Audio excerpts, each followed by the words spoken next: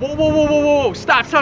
I have a video for you and it's really important to me. It's about fear of failure. If you are afraid of anything in your life, stop right now. I am dead ass serious. I'm not making this video to get a shit ton of followers.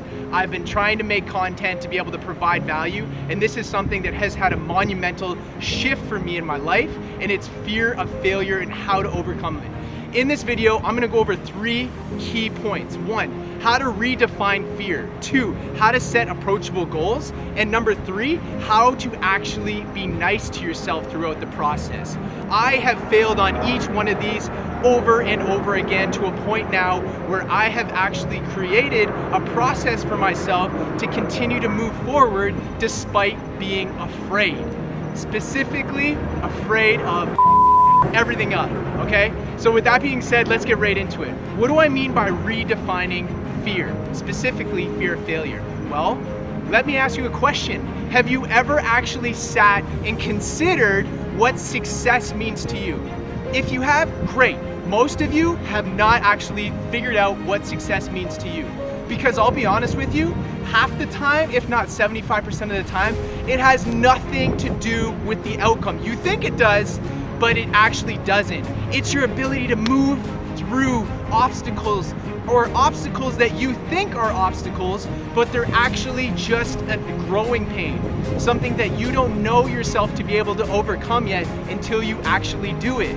So here's the thing, you have to start reframing what fear of failure looks like to you and what success means to you. Oftentimes, if you've never actually taken the time to think about what success means to you, you have this preconceived thought of what it means based on what you see, based on what you've been taught, and based on expectations that you didn't even create for yourself. So start to look at, what does success mean to me?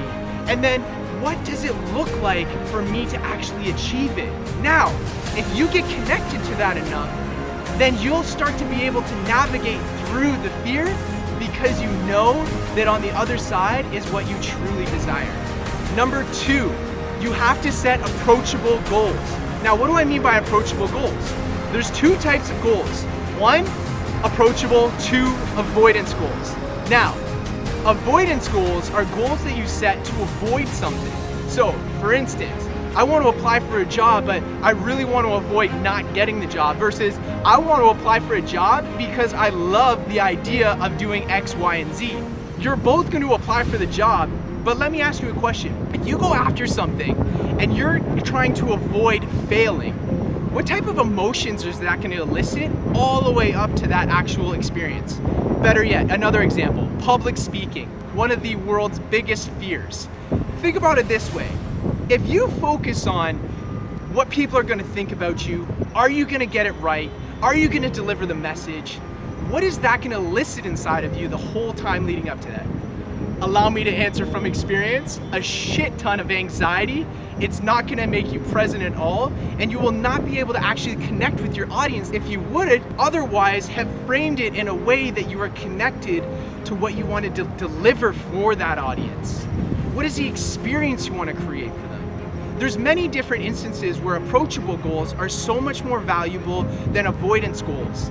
And if you could just take away from this video the difference between the 2, you'll start to catch yourself inside of the times when you actually set avoidance goals and start to reframe them as approachable goals so that you can actually enjoy the process.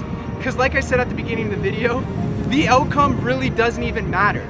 It doesn't matter. Because here's the thing, when you start going after your goals from an approachable mindset, even if you don't achieve them, you get up and you go after it again. But if you set avoidance goals, then you may only ever try to do that once, you may fail, and then you may never do it again. Set approachable goals. Last but not least, be kind to yourself. Now, I know that sounds super cliche, and even coming out of my mouth sometimes I'm like, dude, that is a huge difference from when I first started, but I have to be honest with you, being kind to yourself through the process is going to allow you to achieve so much more and have self-compassion for the fact that you are somebody that is stretching your barriers. The barriers that you have, everybody's different. Your barriers are determined based on your upbringing, your beliefs, maybe your limiting beliefs, maybe the things that you think is possible for yourself versus not possible, your comparisons, all that stuff is like a filing cabinet based on the experiences you had when you were younger. So every single time that you get outside of your comfort zone, whether you fail or succeed, remember, you must be kind to yourself. The fact that you're even trying is game-changing. We experience life on the highs and the lows. Highs are experienced when you step outside of your comfort zone and you push through that barrier of what you thought was possible. And then lows happen sometimes when life throws something at us that we didn't expect. Whether it's a high or a low, the point is that you feel. The point to life is to feel, experience, be present to the process. So if this has made a difference for you, if you resonate, please go ahead and like this video, subscribe to my channel. It's the only way that I know that you're listening. I'm not doing this for me, but one of my key purposes in life is to contribute. Much love, blessings. Thanks a lot for listening.